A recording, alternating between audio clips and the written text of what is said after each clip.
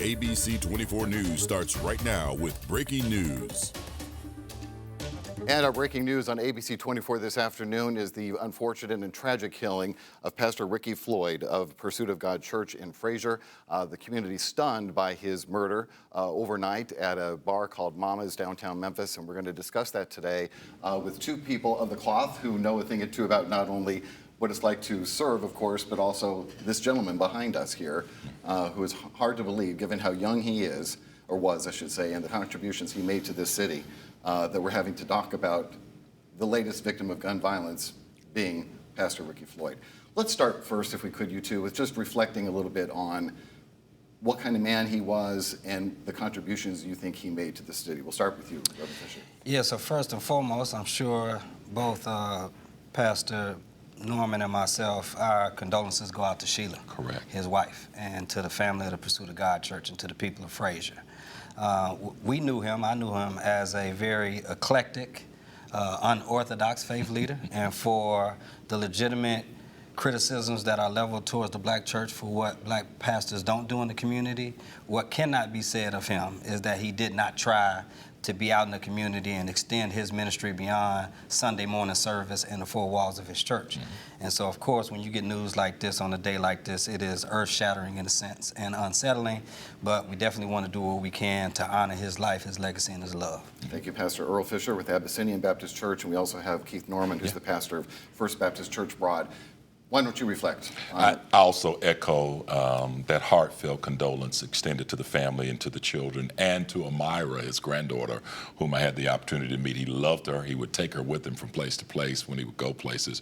But to say that he was an enterprising as well as innovative pastor, he did not allow situations that could be overwhelming in a community and could seem to be far out of reach to go unsolved because of resources. He would look at the problem, and then he began to call in people whom he had access to and meet with them and say, here's a problem that we need to solve. He was a galvanizer of ideas and thoughts, and he never saw a situation that seemed too big. And by the power of God and the collective spirit of really getting people together and leveraging resources, he got the job done.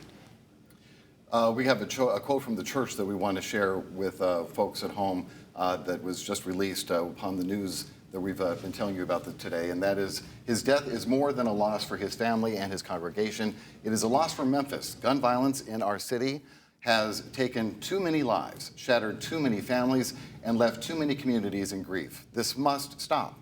We cannot allow senseless violence to define us. We must stand together, neighbors, leaders, law enforcement, and faith communities, to bring meaningful, lasting change. That's from the Pursuit of God Church about losing their pastor today. Mm-hmm. Who can't agree with that sentiment? Yet here we are again, gentlemen, and we keep having these conversations of not so prominent people in our community who are falling to gun violence, and there's this plea to stop it. We've got to do something, but we're not making a whole lot of progress. Homicides are down in Memphis year to year, double digits. In fact, I think it's at 12, 13% at this point, but we have a long way to go. Keith? Mm-hmm.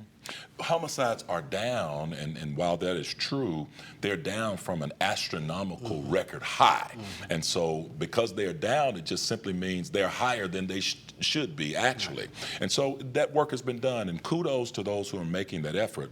But let's also look at the reality of it. This is the voice of Pastor Floyd in that statement. These are the words that he shared with us in Club and other areas where he served, and he would also echo that they have captured his spirit in those words right there. It was almost as if he wrote them himself. And then we have to look at the other things that contribute to this. It's not just a local Memphis thing. Right. It is a state issue where we have said guns can be shared by anyone, and we've made it easier to access. And then we look at this gun problem with lack of education about how to handle and store and use a gun. And then let's go even further. Conflict resolution and life management. We've taken it out of schools. And so now people feel as if I have a problem, resort to violence. The easiest thing to do is to grab a gun and then solve the problem. That's not the way. It never has been, and it never should be. And I think that's part of the tragic irony of this. Mm-hmm. We are actually mourning the loss of someone who was using his platform, his prestige that he cultivated over the arc of his ministerial and pastoral tenure to try to respond to gun violence and now becoming victimized by it, I think it speaks to how vulnerable all of us are. And I think for far too long, we only seem to look at this when there are high-profile people like Pastor Floyd. But even Pastor Floyd was mindful of the fact that this could happen to any of us, especially as Dr. Norman was stating, when it is easier to get access to guns and drugs than it is to get access to a job that you want or a type of education that you want or some of the health care that you need. Right. These are the structural and systemic issues that we ultimately have to respond to, and we can't continue to just deal with the symptoms without dealing with the system. We don't know a lot about the circumstances leading to the crime, except that there was an argument at this outside this Mama's bar downtown with a woman, and it escalated, and then there was gunfire. And how often does that exact kind of situation happen? We had another pastor who was killed within the last couple of years in Whitehaven, Reverend Artura Eason Williams. That was more of a random crime situation, a carjacking, a theft that was involved. This was just if you talk to police, the crimes they respond to most often involve some sort of domestic argument of some sort, where things just escalate out of control. And that goes to your point, Reverend Norman, of the need for how to help people de-escalate situations like that where that they might find themselves in. The tone of our nation, unfortunately, even from the federal level, unfortunately, is antagonistic at this point. We have a leader who chooses to fire at people. We saw this in the White House a few days ago, where there was this argumentative nature. Rather than showing how to de-escalate and bring things down, where people use language and words to solve problems rather than using violence or threats to solve problems. And so that very tone is set from the nation's White House all the way down to where we are right now. Artura was also a colleague and friend of both of ours. We shared time with her in seminary, in instruction, and co-leadership in the pastoral roles. And so we have to look at these things and make sure that we don't normalize them. Right. They are systemic as a part of our society, and they're being woven in, and not just because it's two pastors or another pastor that we speak of at this time, but because it's anyone that we speak of at this particular time. It is more important right now for us to concentrate on the great work that he's done, and not always the circumstances. We're within just a few hours of this happening, and so the details will play out. Right. And so we should not give too much attention to those details at this point, so that we drown ourselves in misinformation or speculation, or that we start majoring in the minors, if you will. We should hear this person's contributions to life, his community, his family, his church, and figure out how do we prop those things up, and we continue that work, because if he was fighting to reduce violence and gun violence, we should definitely keep moving in that direction. We were together several years ago in front of Regional 1 as a group of faith leaders and medical professionals announced that gun violence is a public health crisis. Right. And so I think what we're here to articulate and amplify is the perseverant nature of a pastor who, even though most pastors' tenure is somewhere between, a year and a half to 3 years, he had decades in pastoral leadership in the city of Memphis. And all of us know, if you have served in the pastorate any substantial amount of time, you've had to overcome all manner of obstacles and trials to make any kind of positive impact, and he was able to do that. And we just want to make sure we celebrate and amplify that, to Pastor Norman's point, even as we look at the larger issue of gun violence that has plagued Memphis and Shelby County and the entire nation for far too long. Not to make it political, but you did mention from the White House on down, and of course we know there's plenty of Democratic leadership on the Senate side and in Congress who are engaging in a lot of inflammatory rhetoric as well. But the importance of words, and that words matter. Reverend Norman alluded to it. Why don't you talk about that a little bit as well? Yeah, I mean, anytime you are able to use words to incite, then that also means you should be able to use words to de-escalate. But there's not been a lot of promotion of those types of strategies. And when you are thrust into an environment of the type of political toxicity that we've experienced at the federal level, at the state level, and even far too often in the local level when we think about some of the developments in the school board for the last several months. These are all things that contribute to the type of public policies that produce environments where these types of things happen far too often. And so I think what we are trying to argue for is an attention to the structural and the systemic and not just the symptomatic, because words matter no matter who is using them. But they obviously matter more when they are coming from people in positions of power and authority. Well, as two men of God, words can inspire. They can create very good feelings and goodwill and accomplish incredible things. Exactly. And it does seem like we've kind of gotten away from that a little bit, and it's become much more inflammatory and on the negative side rather than encouraging positive action. We use our words every Sunday and in between to bring hope to people. I shared earlier with a colleague of mine that people at Pursuit of God came week after week, Sunday after Sunday, to hear what they believe to be a word and perspective from the Lord given by their pastor, helping them to navigate this crazy environment in which we live, in which every morning we wake up to a new executive order that says this may or may not happen to your life. And that inspires hope, and that inspires people to endure in the space that we're in. It is words that we use. It's the words that we use that help people to sustain and maintain and move in the right direction. And so we're encouraging people, and especially those who may or may not be in the houses of faith around our city, take your words, use your words. And also, I'll give you another tool that people have.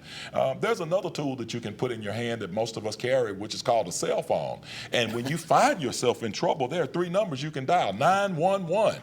Get help to get into that environment, and you don't have to take matters into your own hand and cause violence that has so many other repercussions and that can send your life into a spiral because you've used violence against another person. Well, speaking of words, let's look at the words of Memphis Mayor Paul Young, who also released a statement a short time ago about today's tragedy. He said, "My heart is more than heavy today as we mourn the tragic loss of Pastor Ricky Floyd to senseless gun violence." He went on to say that Pastor Floyd was a beloved leader, friend, mentor, and servant to our city. He dedicated his life to lifting up others and guiding countless souls with his wisdom.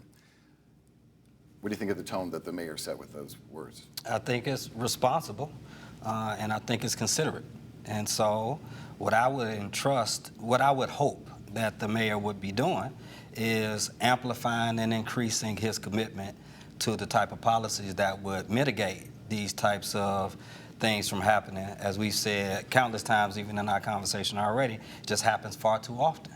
And so I'm appreciative of any public figure who will offer up their condolences to another public figure in times of tragedy.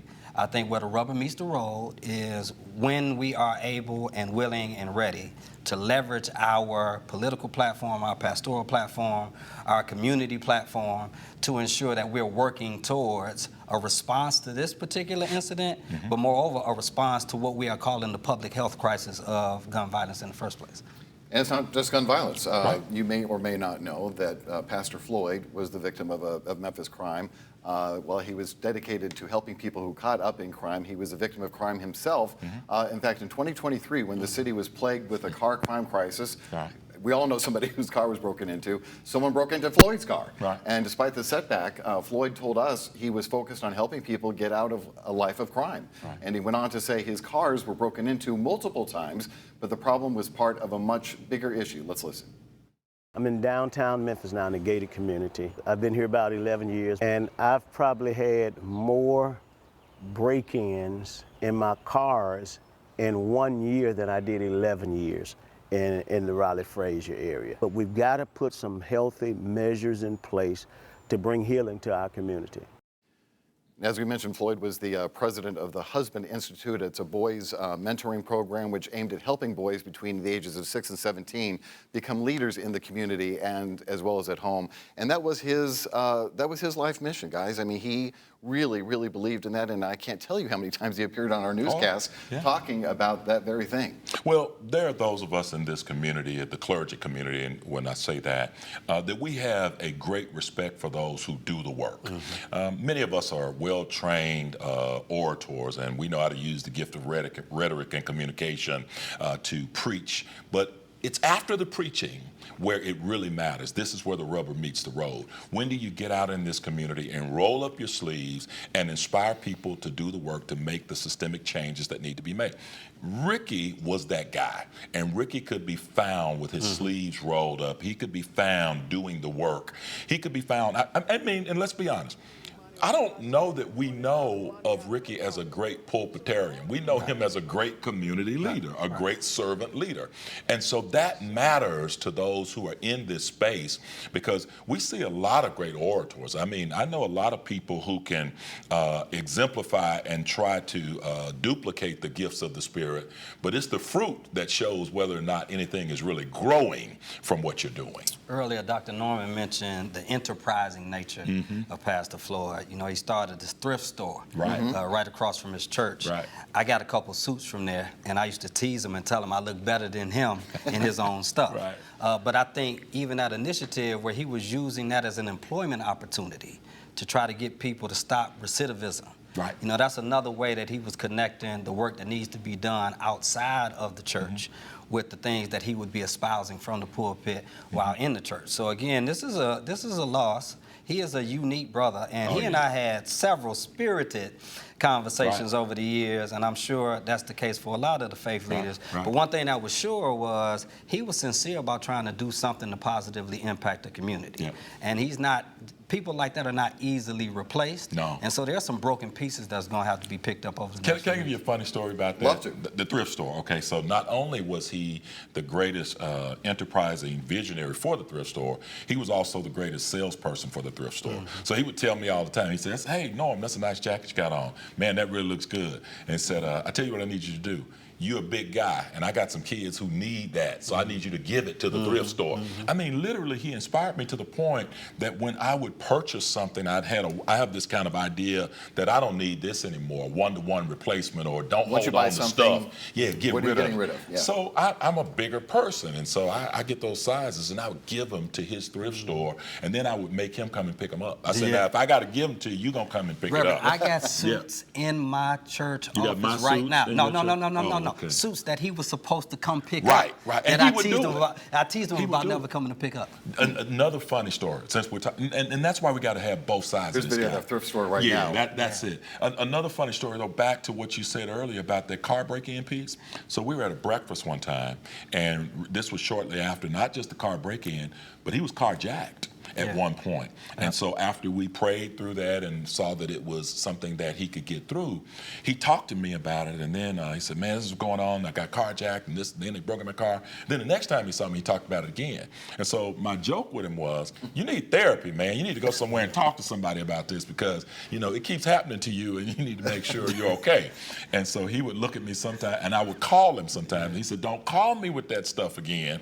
He was a really wonderful spirited guy, man. We're going to miss that guy for the work that he did, but for the person of who he is. And based on just what we've talked about here today, you know, he had so many reasons to give up, throw up his hands and say, "You know what, I'm done. I've been a victim of crime too many times, and I give up," and yet he kept pressing on. And I think there's something special about faith leaders like him, and you too as well.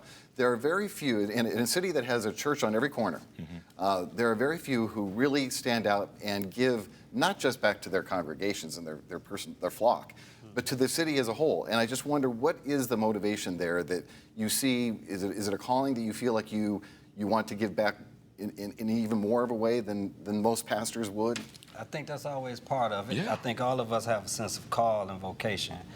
But that's also connected to personal experience. Exactly. And so anybody who knows his story, and he would tell it all the time. Yep. You know, if he was giving a graduation speech, if he was giving a eulogy for somebody, you know, he would always tell, you know, his backstory. And so when you have been brought through circumstances and situations and trials and tribulations and have overcome and conquered as he had, he would call himself someone who has been transformed and healed, and he wanted that same transformation and healing for other people. Well, you made a wonderful compliment to the three of us. You said there was something special. We know that there's something special about Ricky, and I don't know if there's yet anything special to be discovered about me. I'm sure there's nothing special about Earle. No, I'm just kidding. But that's the. Come on, brothers. We have to have these. We have to have these moments, right? Because while we're so busy, sometimes we wake up to these tragedies, right? And then one among us is no longer among us. You know, the circle is broken, and so I jab at him like that because we jab all the time like that. When I walked in, right? We I know. jab. I wish we had. But we also said this. Yeah. We've been in these situations far too many times. Far too many times. You know, we've walked down the aisles of funerals of colleagues, community leaders, and friends far too many times, and especially when the circumstances are as tragic as this. Yeah. So as lighthearted as we want to make it, right. because of how deep the grief is, and not just for us individually, but the grief for the entire community, we want to make sure we create space to grieve. There are pastors all over the city right now, man, who are just shocked and stunned, grieving. They had interaction with Ricky yesterday at the Fraser community meeting that was going on, which he was always going to be present. So they're grieving and stunned right now. And then, can I just honestly say it, we feel a sense of vulnerability sometimes. Sure. You know, the truth of it is you know where we are most of the time on Sunday morning and Wednesday night, okay? We are somewhere trying to bring hope to others and work in those spaces, and then something like this tragically happens to an Artura in her driveway, to Ricky, regardless of where it happens. And so these things are happening. And so that sense of vulnerability and loss among a small community of people, you can say that there's a church on every corner, but I can guarantee you there's not a pastor at every church. I can tell you that there are some people who are hirelings. The scripture calls it that. So for those of us who are entrenched in loving the community, this place called Memphis, the people who do what the book of Jeremiah say, pray for the place in which I have caused you to dwell. You're there on assignment and there on a purpose. And although all of our purposes don't mimic each other and mirror one another's, we know what they are, and we're committed to getting them done against all odds. He reached out to me Monday via text, inviting me to a meeting that's coming up next week with the district attorney and the chief of police and others, and I was unable to commit to it, but those were the things that he would be found doing, not just trying to be a maverick and a Lone Ranger, although he had some of those tendencies because he was just that kind of unique person, but he was also trying to make sure that the people who he felt like needed to be in the room were in the room. Strategic is another word we can use to describe him, because he knew who to invite to the table, and so his voice was not overused. He would also plant and tell you, now I need you to talk about this, right? I remember a club meeting once where he had been involved and he was trying to push for certain things, and so the people in the room who were pushing back came in with the idea, we're going to shoot down what what Pastor Floyd is going to say. Problem is, he had given the narrative to other people in the room, and for us to echo the message. And so we came in finding ourselves as passionate about it as he would be. And so people were kind of going, uh-oh, we don't know how to shoot this down. And he was just sitting back with his hands folded like this, as he would often do sometimes, kind of going, I didn't say it, they did, right? But he was the conductor. He was strategic. There was he knew how to fight in tandem. Yeah, we fought over strategy a lot, he and I. Pastor Floyd also worked to increase the number of homeowners in Fraser. That was a big cause of his. He started a program that educated and facilitated the purchasing of homes. The program was vital for people who never thought that would be possible for them. The program not only taught people how to buy a home, but also more importantly, how to keep a home, which we all know can be a challenge. The church also purchased homes with the goal of selling them to people who completed the program. We want people to begin to form a habit of paying on time, being responsible, and at the same time, while they're developing that habit of paying on time, we want to begin to perfect their credit scores. We want to begin to show them how to save. And that really spoke to me, guys, because, again, he just seemed to have a knack for really getting to the root of some of the problems facing this community, and then he took action to make it happen. And we all know that we live in a town that's majority renters. Very proportionally small number of people own homes here, and he was determined to put a dent in that. And if it was that problem, if it was youth violence, if it was the thrift store, he took action. He basically was saying to people in Fraser, a community that's often overlooked, like some of the places that we serve in Binghamton and sometimes even in Whitehaven where Earle is, that you too deserve to be a part of what we've called the American dream, and you're entitled to it. So let me help leverage that and bring it within access and within reach, but also educate you to know how to participate in it so that nobody can change your dream into a nightmare. But let me say something else. For the congregants who lended themselves to that vision and mission, hats off to them, because it doesn't happen by the hands of just one person. So in order to be out and to be able to go out and buy homes, that meant there were people who were there who said, we'll give so that we can buy homes and that we can leverage this dream and make it accessible to people who we may not even know. That says a lot about the people at that particular church and in churches all around this city that do great work. The African American church, such a philanthropic part of what makes this city work and often overlooked, and Pursuit of God was a major part of that, as well as so many other churches. So he didn't, thrust himself onto the scene doing those types of initiatives. He evolved and matured into that. He and I had, as I said earlier, some spirited conversations about a lot of these ideas, and I've actually seen him shift his perspective. So he was open-minded enough to say. I mean, he was strong-willed, but definitely amenable. Aren't we all? Yeah, I mean, it's hard to be a pastor and not have a strong will, especially any amount of tenure. But what I want to amplify is that he was willing to publicly repent when he felt as though he had wronged someone and it was acknowledged that it was wrong. He was not so strong-willed that he could not say, hey, I'm sorry, I apologize, and he even did it publicly, and I don't think enough pastors do that. Norman has never apologized to anybody about anything, no matter how wrong he was, but I still forgive him and think he's all right. I've apologized to all of them. I just haven't apologized to you. On a more serious note, what would be your message to that congregation that is dealing with this grief right now, and knowing that they've lost their beloved pastor, who inspired them, as you talked about, to do many things to help others? What would be your message to them today? Hold on to that inspiration that he received from God and imparted unto them. Don't lose that hope. Keep that vision, keep that mind, and realize that they have a sustainable mission in their hands right now, that they must continue the work that the Lord gave to Pastor Ricky Floyd, the vision that he gave to him, and continue the work for the very work's sake, that they must continue that particular pathway. Yeah, I don't think we've seen or heard the last from Pastor Floyd. No. His work is going to live on, and I would encourage that congregation to embrace his vision as a church without walls, because they got a congregation that is going to surround them throughout the community and throughout the country. Well, if you guys know him at all, and I only had the pleasure of meeting him twice, you know that the congregants were very inspired by him, and I think they will take your message to heart, for sure. Thank you so much, both of you, for being here. Before we go, we want to remind you, if you're just joining us, that Memphis police responded to Mama's Bar and Kitchen on Kentucky Avenue just before 1:30 this morning. When officers got there, they found Pastor Floyd dead. Investigators say that the shooting followed a verbal argument between Floyd and 42-year-old Samantha Marion. She is now charged with voluntary manslaughter. No bond or court date has been set for her at this time. There you see her mugshot. And we will be continuing to follow developments with this story as the evening and week progress, and keep you posted on what we learn, not only here on ABC 24+, but also online and on ABC 24. So thank you so much again to our pastors here for coming in, shedding some light and some perspective on this amazing guy. He's certainly going to be missed, and Memphis just won't be the same without him. That's for sure. Thank you. Make sure you also download the ABC 24 app. It's free, and you can download it from the App Store or Google Play, or you can text the word app to 901-321-7520. Thanks for joining us for this special coverage. I'm Richard Ransom.